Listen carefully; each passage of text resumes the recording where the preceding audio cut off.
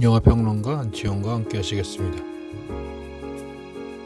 베일리와 버드는 영국 리얼리즘의 거장 안드레아 아놀드 감독이 8년 만에 선보이는 장편 극영화 신작이다. 칸 영화제 심사위원상을 3차례나 수상한 아놀드 감독이 아메리칸 허니, 방황하는 별의 노래 이후 HBO 시리즈 빅리틀 라이즈 시즌2를 포함해 총 3편의 미국 드라마 연출에 도전한 뒤 자신의 출세작인 말벌과 피쉬탱크를 촬영한 고향 켄트주로 돌아와 베일리와 버드를 찍었다. 켄트주의 거친 풍경 속 세상에서 가장 외로운 12살 소녀 베일리와 세상에서 가장 이상한 남자 버드의 만남을 통해 찰나의 순간이 영원한 기억으로 확장되는 뜻깊은 비상을 그린다. 리얼리즘과 판타지. 날 것의 리얼리즘이란 분류에 속하는 감독인 안드레아 아놀드의 리얼리즘에는 날 것 외에 친밀한, 사적인, 여성주의 등의 수식어가 따라다닌다. 키친 싱크 리얼리즘이란 용어와도 연결된다고 볼 수 있다. 영화를 통해 현실에 훅 들어가는 감독이다.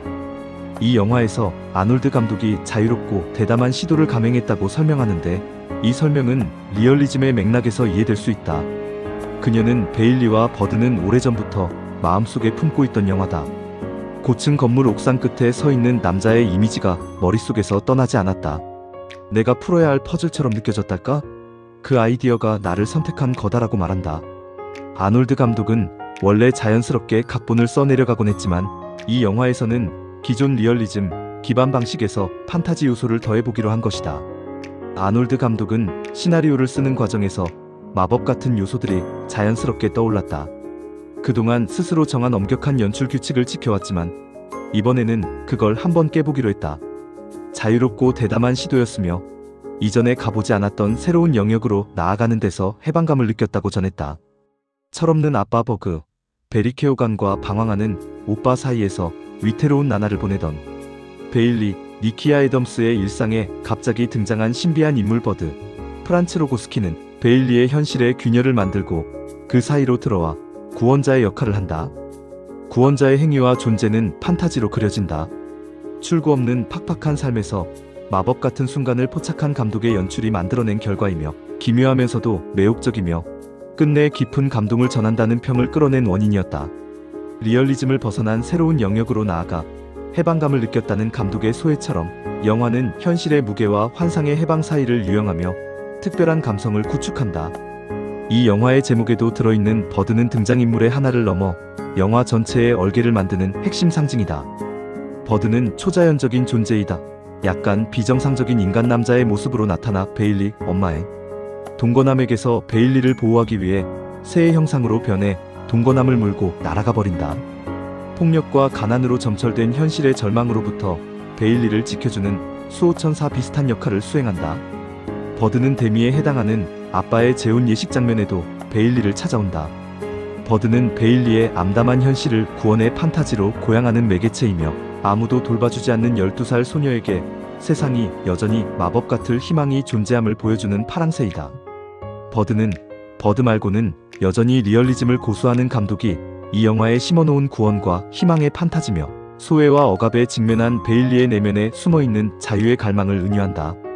감독은 버드를 통해 베일리의 성장을 축복한다. 하지만 버드란 판타지 말고는 출구가 없는 영화의 상황은 날 것의 리얼리즘을 더 참혹한 리얼리즘으로 만드는 듯하다. 갈증으로 죽어가는 상황에서 오아시스라는 환상은 절망을 더 절망적인 것으로 만들 가능성이 크기 때문이다. 날 것의 출구 없음을 보여주는 시선에 감독이 인간적인 온기를 추가하고 싶었는지도 모르겠다. 아놀드 감독이 1961년생이니 그녀 또한 나이를 먹는 중인지도 모르겠다. 그리고 리얼리즘. 감독의 전작들과 마찬가지로 베일리와 버드는 영국 빈곤층의 현실을 예리하게 추적한다. 베일리의 주변 환경은 사회적 돌봄 자체가 사라진 방치된 아동 문제를 그 연장선상에서 철없는 아빠 버그와 방황하는 오빠 헌터의 대비는 미성년이 준비 없이 부모가 되는 현실을 고스란히 보여준다. 이러한 냉정한 현실은 로비 라이언 촬영 감독의 핸드헬드 카메라를 통해 가감없이 날 것으로 관객에게 전해진다. 카메라의 흔들림은 영화적 미학을 넘어 베일리의 불안정한 삶과 감정적 동요를 관객에게 전이하는 주요 장치이다. 관객이 베일리의 눈높이에서 숨쉬고 함께 움직이는 듯한 1인칭 현실 효과를 극대화하며 관객을 그녀의 삶 속으로 밀착시킨다. 영화는 아빠와 아들의 살해 비교를 통해 사랑과 책임에 관해 성찰한다. 아버지 버그의 재혼은 영화 전반을 끌어가는 중요한 사건이다. 미성년 부모에게서 태어나 부모가 헤어진 뒤 아빠와 사는 베일리는 아빠의 재혼과 함께 새엄마와 그녀의 자녀와 함께 새로운 가족의 형태를 맞이하게 된다. 베일리와 마찬가지로 미성년인 오빠 헌터는 여자친구의 임신을 책임지기 위해 사랑의 도피를 계획하지만 여자친구가 나타나지 않아 도피 행각은 좌초한다. 부자에서 공통적으로 나타난 이 두 미성년기의 사랑은 관객에게 미혹해 보이지만 그럼에도 불구하고 관계를 맺고 함께 삶을 공유하려는 인물들의 절박한 감정을 보여준다.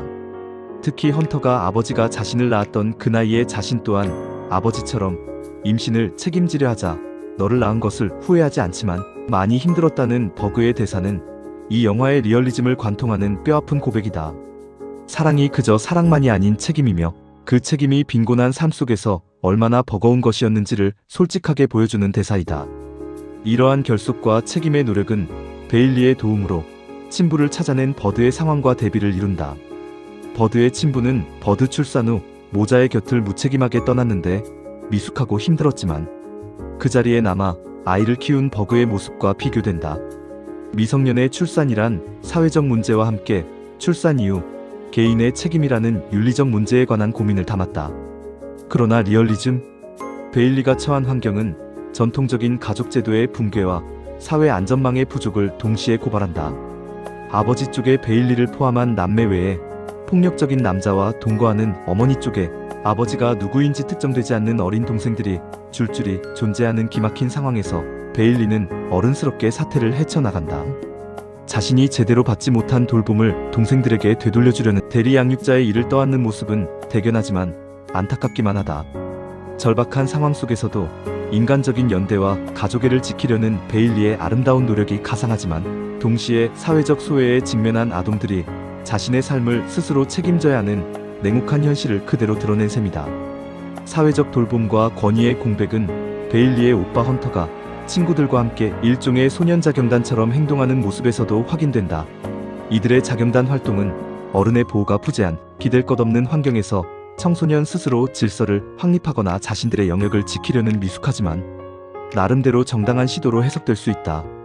감독은 이러한 모습을 있는 그대로 보여준다. 개인의 노력으로는 감당할 수 없는 사회의 구조적 문제에 깊은 질문을 던지면서도 그럼에도 노력하는 개인들을 보여준다. 이러한 살벌한 리얼리즘을 통과하면서도 영화는 베일리의 개인적인 성장에 초점을 맞춘 뚜렷한 성장 영화의 궤적을 그린다. 초경을 경험하며 겪는 몸과 마음의 변화는 그녀가 어쩔 수 없이 어른의 세계로 진입하고 있음을 알린다. 아빠와 겉으로 대립하는 듯하지만 두세 명이 겨우 설 수 있는 전동 킥보드와 같은 이동수단에 함께 오르는 순간들은 부녀 간의 애정을 드러내는 장면이다. 아빠의 재혼 예식에 결국 아빠가 원하는 옷을 입고 참석하는 베일리의 모습은 불안정한 관계 속에서도 아빠의 행복을 인정하고 자신의 복잡한 감정을 절제하려는 성숙한 노력의 표현이다. 사회가 미성숙의 길로 떨어지고 있지만 소녀는 성숙한다. 베일리가 외적인 상황과 별개로 내면의 성장을 통해 스스로 다독이며 어른의 길로 나아가야 한다는 얘기다. 어른스럽지 못한 사회에서 빨리 어른이 돼야 하는 아이의 모습은 성장 영화이며 그 전형적이지 않은 성장통은 사회 고발이 된다. 베일리 역을 맡은 니키아 애덤스는 연기 경험이 전무한 베일리 또래 학생이다. 반항적이면서도 섬세한 12살 소녀의 복잡한 내면을 순수한 에너지로 생생하게 표현했다. 베일리와 버드는 사회 고발과 소녀의 성장을 넘어 삶의 균열 속에서 잠시나마 얻게 되는 마법 같은 위안과 비상에 관한 영화다. 고통스러운 현실 속에서도 따뜻한 눈물을 글썽이며 찾을 수 있는 위안 같은 게 있을 법하지 않느냐고 묻는다. 베일리와 버드의 대사가 핵심 전원이다. 이 대사가 관객에 따라 찡하게 다가올 수도 공허하게 울릴 수도 있다. 정말 아름답지 않니? 뭐가요? 오늘